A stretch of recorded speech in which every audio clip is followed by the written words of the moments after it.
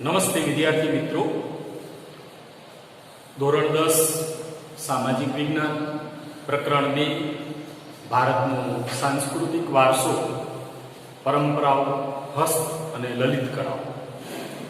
અગાઉ ભાગ 1માં આપણે માટીકામ કળા, વણાટ કળા અને ભરત ગૂંથણ કળા, ચર્મવૃત્તિ આના વિશે ભણી ચૂક્યા છીએ. હવે અહીં ભાગ 2માં એ હીરા, મોતીકામ, મીનાકારીગરી, જરીકામ, ધાતુકામ, કાષ્ઠકલા, જળતરકામ, અકીકકામ અને ચિત્રકળા એ મુદ્દાઓની આપણે ચર્ચા કરીશું. તો સૌથી પહેલા હીરા, મોતીકામ અને મીના કલાકારીગરી. આપણે સૌ જાણીએ છીએ કે ભારત એક એવો દેશ કે જેની ત્રણેય બાજુ લાંબુ મોટું દરિયા કિનારો છે. 7,517 કિલોમીટર એ લાંબો દરિયા કિનારો. પશ્ચિમમાં અરબ સાગર, દક્ષિણમાં હિન્દ મહાસાગર અને પૂર્વમાં બંગાળાની ખાડી. આવું દ્વિકલ્પીય એ ત્રિભેટાકાર, ત્રિકોણાકાર એ દરિયા કિનારો એ આવેલો છે. સમુદ્રનો આવો અદ્ભુત કિનારો હીરા મોતીના ઉપયોગ પ્રમાણમાં ભારતમાં થતો આવ્યો. દરિયાઈ માર્ગની મુસાફરી ખેડી અને વેપાર સંબંધોના કારણે હીરા મોતીનો એ ઉપયોગ થતો હશે એવું માનવામાં આવે છે. ભારતના કારીગરો હીરા મોતીના આભૂષણો ની જે કારીગરો બનાવતા એની વિદેશમાં પુષ્કળ પ્રમાણમાં માંગ રહેતી. વિશ્વવિખ્યાત એ કોહિનૂર અને ગ્રેટ મુગલ એ ભારતમાં પ્રખ્યાત થઈ ચૂકેલા હીરાઓ છે. આ જે હીરાઓ છે એ વિશ્વવિખ્યાત છે. ઘણા બધા અલંકારોના જે શોખીન માણસો છે તેઓ આવા દાગીનાઓ, હીરાના અલંકારો, શ્રીમંત વર્ગના લોકો, રાજા મહારાજાઓ, શ્રેષ્ઠીઓ વગેરે એ વૈવિધ્યસભર હીરા અને મોતીના એ આભૂષણો પહેરતા. એટલે હીરા કામ માટે એ ભારત પ્રાચીન કાળથી જાણીતું રહ્યું છે.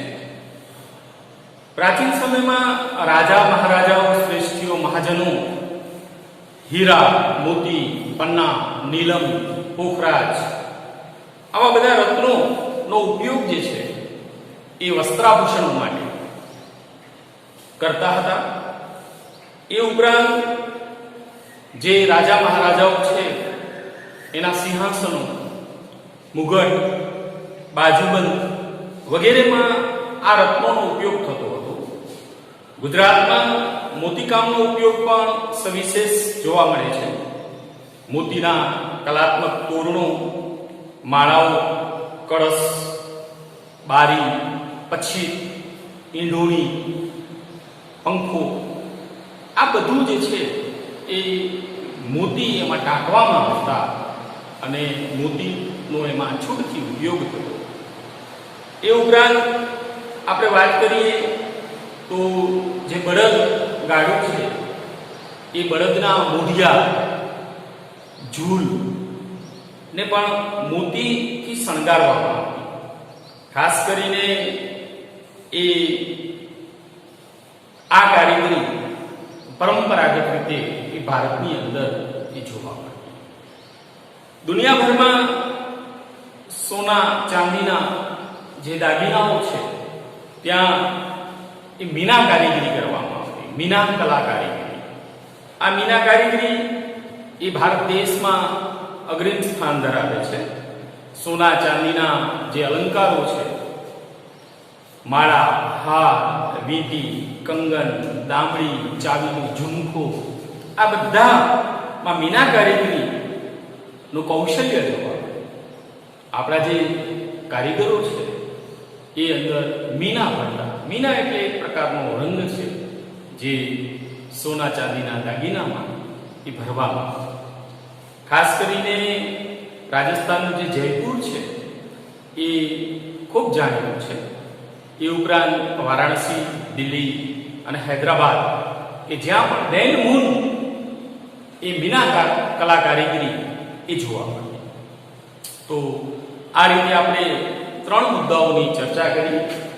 એક હીરાકામ, 2 મોતીકામ અને 3 મીના કલા કારીગરી. તો આ એક ભારતના સાંસ્કૃતિક વારસાનો ભાગ છે, કારણ કે આ માનવ સર્જિત છે. માણસે પોતાની બુદ્ધિશક્તિ, કલા, કૌશલ્ય અને આવડત દ્વારા જીવનમાં જે કંઈ સર્જ્યું હોય, જેનું નિર્માણ કર્યું હોય, એ તમામ બાબતોનો સમાવેશ સાંસ્કૃતિક વારસામાં થાય છે. તો આપણો જે સાંસ્કૃતિક વારસો છે એ અદ્ભુત છે, વૈવિધ્યસભર છે અને બેમૂન છે અને ખાસ કરીને જોર છે. હવે આપણે વાત કરશું જરીકામ. જરીકામ એટલે શું? તો આ પણ ભારતનું એક પ્રાચીન કલા કારીગરી છે. સોના અને ચાંદીના જે તાર બનાવવામાં આવે એ તારનો ઉપયોગ ભરત ગૂંથણ દ્વારા એ વસ્ત્રોને શણગારવામાં આવે, એને જરીકામ. આપણા સુરત, ગુજરાતમાં ખૂબ જાણીતું જરીકામ માટે. અહીંયા તમને એક જ ટૂંકો પ્રશ્ન પૂછાય કે જરીકામ માટે ગુજરાતનું કયું શહેર જાણીતું છે? તો સુરત શહેરમાં એ સવિશેષ પ્રકારનું જરીકામ એ જોવા મળે. બીજા નંબરમાં ધાતુકામ, ધાતુ વિદ્યા. આપણે સૌ જાણીએ છીએ કે આપણે સમયગાળા ધાતુઓના યુગમાં વિભાજિત કરેલ છે. એમાં ખાસ કરીને જે આપણો પ્રાગૈતિહાસિક કાળ હતો, જેને પાષાણ યુગ એટલે પથ્થરનો યુગ તરીકે ઓળખવામાં આવે, કારણ કે તે સમયે એ પથ્થરના ઓજારો અને હથિયારોનું નિર્માણ હતું. એ પછી માનવીને તાંબુ મળ્યું એટલે તામ્ર યુગની શરૂઆત થઈ. એના પછી એ માનવીએ કાંસો પ્રાપ્ત કર્યો તો કાંસ્ય યુગની શરૂઆત થઈ અને આધુનિક કાળમાં એ લોખંડની શોધ થઈ. પરિણામે લોહ યુગનું નિર્માણ થયું. તો આ રીતે એ ધાતુ અને ધાતુમાંથી બનાવેલા એ જુદા જુદા પ્રકારના જે છે એ સાધનોનો ઉપયોગ એ ભારતમાં વર્ષોથી થતો આવ્યો છે. દાતરણા, સારડી, વણાકવારી, કરવત, આરા એટલે સળિયા અને સોય, આ બધું જ જે ઓજારો છે, જે સાધનો છે એ ધાતુઓમાંથી બનાવવામાં આવતા. ધાતુના ઓજારો, એ ઉપરાંત વાસણો, એ ઉપરાંત મૂર્તિઓ અને ખાસ કરીને યુદ્ધ માટેના અસ્ત્ર અને શસ્ત્રો, આ બધા જ જે સાધનો છે એ ધાતુઓમાંથી બનાવવામાં આવે. સમયાંતરે તાંબુ, પિત્તળ, કાંસુ આવી બધી ધાતુના વાસણો, એ ઉપરાંત મૂર્તિઓ, લોખંડના ઓજારો અને હથિયારો, યંત્રો, આ બધાનું નિર્માણ કાર્ય એ ધાતુમાંથી થાય. એટલે ભારતની જે ધાતુ વિદ્યા છે એ અતિ પ્રાચીન કાળથી ખૂબ જાણીતી રહી છે. હવે આપણે વાત કરશું કાષ્ઠ કલા. કાષ્ઠ એટલે લાકડું.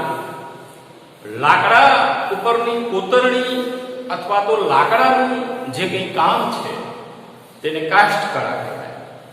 કાષ્ઠ કળા ખૂબ જાણીતી કળા છે અને ભારતની પ્રાચીન કળા છે.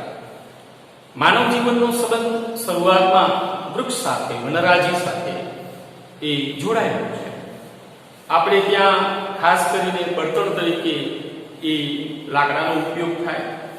સમયાંતરે એમાં ઓજારો, ભવનો, મકાનોમાં લાકડાનું કામ એ થતું જોવા મળે. ક્રમશઃ લાકડાની મૂર્તિઓ, એ ઉપરાંત બાળકો માટેના રમકડા, સોગઠા, થાંભલીઓ, બારી બારણાઓ, ગોખ, અટારીઓ, સિંહાસનો, ખુરશીઓ, જાળીઓ, આ બધું જ કાષ્ઠ કળાની કોતરણી દ્વારા તૈયાર થાય. આપણા ગુજરાતનું સંખેડા એ ફર્નિચર માટે બહુ જાણીતું છે. એ ઉપરાંત લાકડાના હિંચકા અને ઈડરના રમકડા એ ખૂબ જાણીતા છે. તો આ બધી એ કાષ્ઠ કળા કહેવાય. અહીં તમને ન સમજાય રમકડા, સોગઠા, થાંભલીઓ, બારી બારણા, ગોખ, એક અટારી શબ્દ એવો છે જે તમને કદાચ નહીં સમજાય. તો અટારી એટલે શું? તો જે રાજાશાહી શાસનમાં જે રાજમહેલો, રાજભવનો હોય ત્યાં એક પ્રકારનું એવું લાકડાનું કલાત્મક કામ, જાળીવાળું, જેને એક ભાષામાં ઝરૂખો પણ કહેવાય. આ ઝરૂખો કે જ્યાં ડૂકું કાઢી શકાય. રાજાશાહી શાસનકાળમાં રાજાની રાણી એ ઝરૂખામાં ઊભી, એ અટારીમાં ઊભી અને રાજ્યની ગતિવિધિઓ અથવા તો બજારની ચહેલ પહેલ એ ને જોઈ શકતા, નિહાળી શકતા.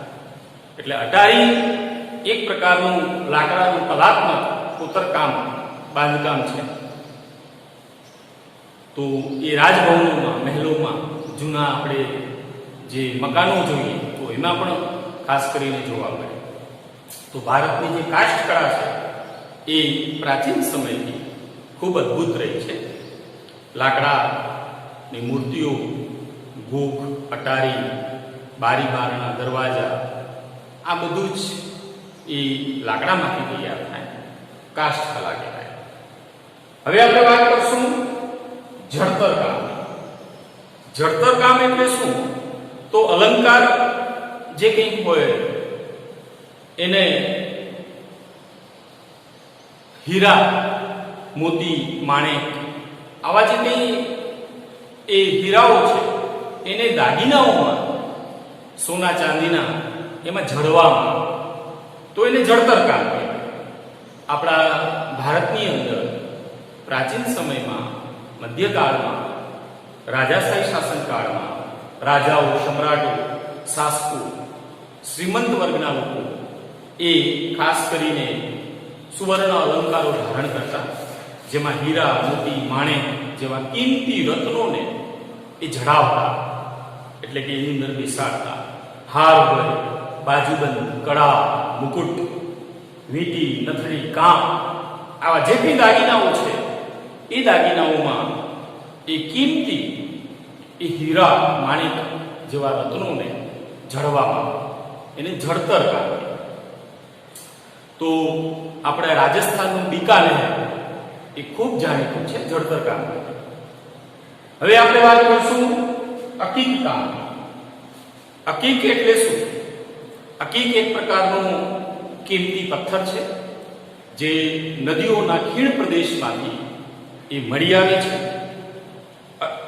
અકીક એક પ્રકારનો ચકમક અને ખાસ કરીને અર્ધપારદર્શક, એટલે કે સુંદર રાતો પથ્થર, જેને બીજી ભાષામાં કાર્નેલિયન. તો એ સિલિકા મિશ્રિત છે, સફેદ રંગનો, એટલે કે કેલ્સિડોનિક પથ્થર છે. આ પથ્થરને અકીક તરીકે ઓળખવામાં આવે છે. ગુજરાતમાં સુરત, રાણપુર વિસ્તારોમાં જુદા જુદા એ આકારના અકીકના પથ્થરો એ જોવા મળે. ખાસ કરીને ખંભાતના કારીગરો અકીકના પથ્થરો ઉપર પહેલ પાડી અને અલંકારો બનાવતા અને એ અલંકારોને જડાવતા. અકીક દ્વારા મણકા અને એના દ્વારા માળા પર એ બની શકે છે. આપણે લોથલ, એ ઉપરાંત જે હડપ્પન સંસ્કૃતિના જે સાઇટો છે જ્યાં ઉત્ખનન કાર્ય થયું, તો ત્યાંથી એ ખૂબ સારી માત્રામાં અકીકના ઘરેણા પ્રાપ્ત થયેલા છે. જ્યારે ધાતુ એટલે કે સોનું અને ચાંદીની શોધ નથી થઈ ત્યારે લોકો અકીકના બનાવેલા ઘરેણા પહેરતા હશે એવું માનવામાં આવે છે. એટલે અકીક એક પ્રકારનો કિંમતી પથ્થર છે જેનો રંગ લાલ, ભૂરો, સફેદ હોઈ શકે છે, જે નદીઓના ખીણ પ્રદેશોમાંથી એ મળે છે, જે સુંદર રાતો પથ્થર કાર્નેલિયન સિલિકા મિશ્રિત સફેદ કેલ્સિડોનિક તરીકે પણ એને ઓળખવામાં આવે છે. ખંભાત અકીકના ઘરેણા માટે એ પ્રાચીન કાળમાં એ જાણીતું હતું. હવે આપણે વાત કરશું ચિત્રકલાની. ચિત્રકલા એટલે શું? ચિત્રકલા કોને કહેવાય?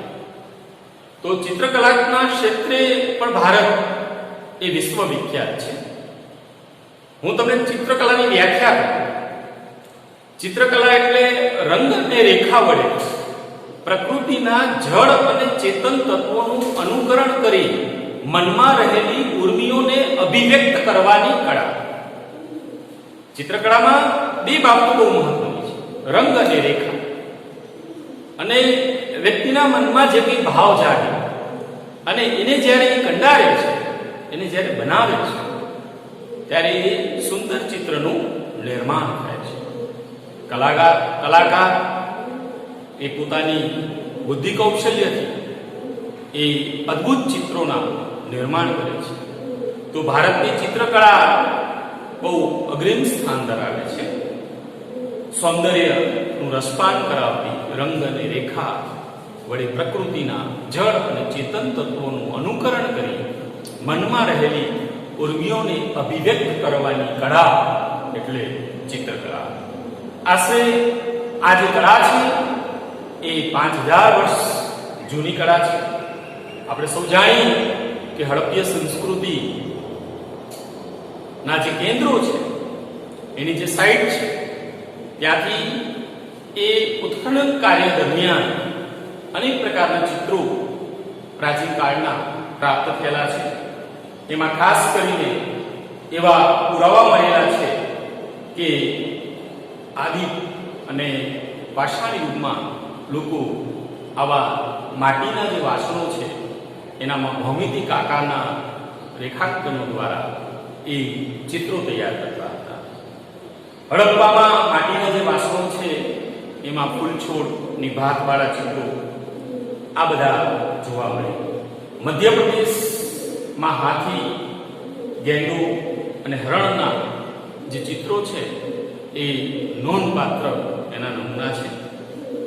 ભારતમાં ખાસ કરીને અજંતા અને ઇલોરાની જે ગુફાઓ છે ત્યાંથી જે ચિત્રો મળેલા છે, વનસ્પતિજન્ય રંગ દ્વારા એ ચિત્રો તૈયાર થયેલા છે.